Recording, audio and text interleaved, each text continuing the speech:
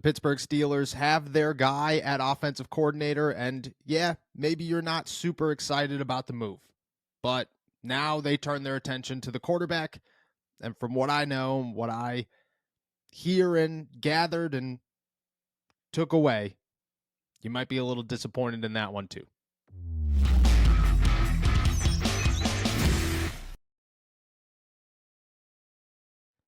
What's going on, everybody? I'm Noah Strackbine. Thank you for jumping on to Steelers to Go, your daily to-go cup of Pittsburgh Steelers news and analysis. Find us on youtube.com/All Steelers Talkers. Subscribe anywhere you get your podcast. The Pittsburgh Steelers, they hired Arthur Smith as their new offensive coordinator, former Atlanta Falcons head coach, former Tennessee Titans offensive coordinator. And yeah, look it.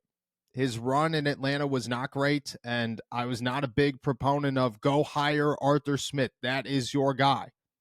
But if that's the guy that you're going to hire, I believe it's more of a splash than where they were a year ago when people were chanting, hey, hire Byron Leftwich.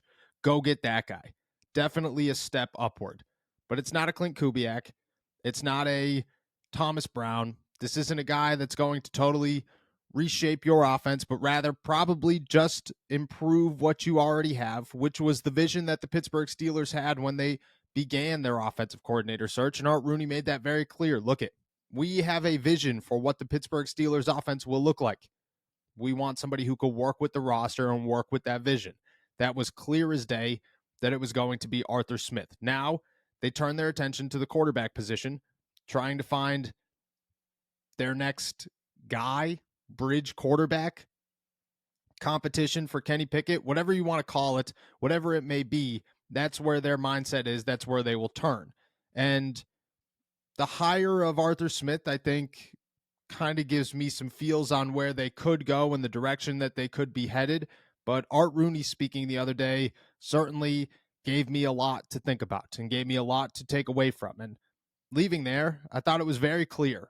He understands that the quarterback position is not one that the Pittsburgh Steelers could win with right now. It is not one that is going to bring a Super Bowl to Pittsburgh. It is not one that is going to break the winless playoff streak. It is not one that is going to take this offense to the next level like they hope Arthur Smith does. In terms of the next step, we need to do everything we can to make sure we get quality play out of our quarterback position going forward. And we still feel good about Kenny Pickett and his future, but he knows he needs to work hard to take the next step, and we've talked about that. And you know, one of the things I think we liked about Kenny in terms of his career at Pitt was that how hard he worked, and he took a step every year. So, you know, we're looking for that to happen here. You know, we still feel good about Kenny and where he can go. Obviously, he does need to take another step, and that's an important component of the next coordinator, making sure he helps Kenny take the next step. So, yeah, I mean, I think Kenny's, you know, we still feel comfortable with Kenny. But, you know, that being said, you know, you can't discount what Mason did, and can't discount the fact that, you know, having competition will be good for everybody. And I think Mike feels that way, and we all feel that way. So, you know, I'd say there's still more to come to see who's in the room on the quarterback room when we start camp this summer. Yeah, I think the on-the-field learning is something that you can expect progress from more so than intangibles. I mean, intangibles, you sort of either have them or you don't. And so, you know, his ability to develop, you know, be able to see the field and read defenses quickly, those are things you can develop with experience. And, you know, I think you look around the league, you see that happening with young quarterbacks who, first couple of years, they're kind of finding their way, and then all of a sudden, third or fourth year in, they, you know, it clicks, and so that's what you need to see. So, where do they go? Well, they're not going to go anywhere.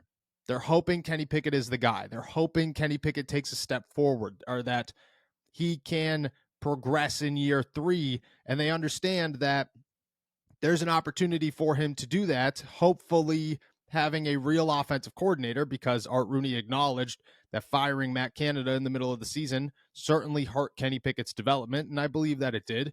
But now it's about taking that leap, and he needs to take that leap. But they are going to bring in competition, and that competition hopefully is Mason Rudolph, but it is not, if it is not, Some have named Ryan Tannehill as a guy now because of the success that he has had in Tennessee working with Arthur Smith. I mean, you got to remember it was his only Pro Bowl year. The Tennessee Titans made the AFC Championship game. He was comeback player of the year. Things were good in Tennessee. He looks like he was revamping his career, that this was the beginning of a resurgence for the former first-round pick in Miami who just didn't work out. And maybe it would have been if Arthur Smith didn't leave. But he did, and Ryan Tannehill fell off, and here we are. Maybe that's the other option. I will say this, that it's not about necessarily who they bring in, but rather how big of an opportunity they're willing to give Kenny Pickett. That is the most important part, because you have to imagine that he's going to take first-team reps in OTAs. He's going to take first-team reps at training camp. He's going to get that first opportunity to be the guy because they want him to be the guy. They understand that the third-year first-round pick is supposed to be your franchise quarterback and that they're hoping he turns into your franchise quarterback. Doesn't mean it's going to. No, and they're starting to understand that. So the leash is going to be very short, and I think that is the significant part of what I took away from Art Rooney, is leaving there on Monday, walking out of there and trying to decide, okay, was he optimistic about Kenny Pickett? Was he calling Kenny Pickett out? Was his words about how Mason Rudolph hasn't hit his ceiling yet mean that the Steelers really want Mason to be their starter in 2024? And then I listened back to it, and I listened back to it again, and I realized maybe it is Kenny Pickett. Maybe they do want Kenny to be that guy, and they're going to push for Kenny to be that guy. But they're not going to hold back if Kenny isn't that guy because they're tired of waiting. They're tired of losing, and they understand that the rest of this offense is in place. Art Rooney said it himself, that when Mason Rudolph was in there, you saw what this offense could do. You saw what quality quarterback could bring out of the guys around you, and you saw that Deontay Johnson is Deontay Johnson, and that George Pickens is a superstar in the making, and that Najee Harris and Jaylen Warren are a two-headed monster, and the offensive line works better, and Pat Freiermuth is everything that people want Pat Freiermuth to be and that the Steelers drafted Pat Freiermuth to be. You have guys like Calvin Austin who actually contribute, and Allen Robinson who caught passes, and Connor Hayward making plays. You had a little bit of everything. The defense played better.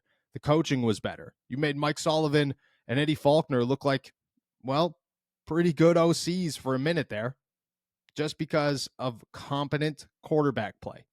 And Art Rooney knows that that's the missing link, the biggest link, and he's not going to sit around and wait. That's what I took away from it. If Kenny Pickett walks into OTAs and he doesn't have the juice, he's not that guy. The Steelers will move on immediately. If he walks into training camp and he starts to struggle and things are not going well and he does not look like he has taken a step forward, the Pittsburgh Steelers will move on. And maybe that move on is somebody within the roster. Maybe it's the guy that they signed in free agency. Maybe it's Mason Rudolph. Maybe it's Ryan Tannehill. Who knows? Maybe it's somebody they drafted in the second or the third round. Who knows?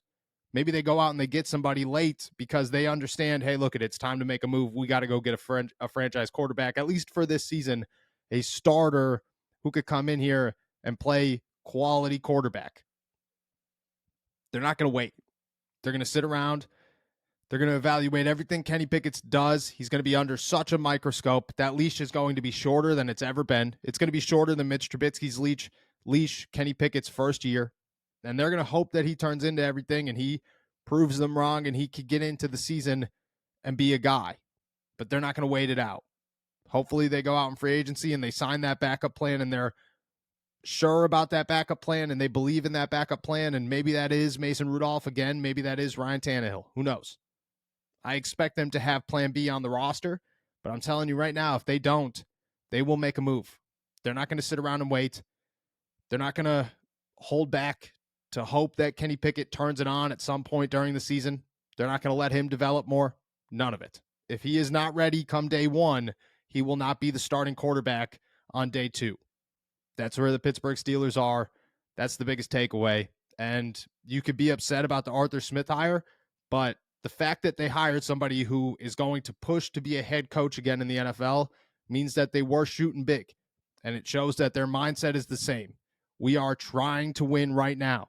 And they are not going to hold back. They're not going to let anything, especially the quarterback, get in their way.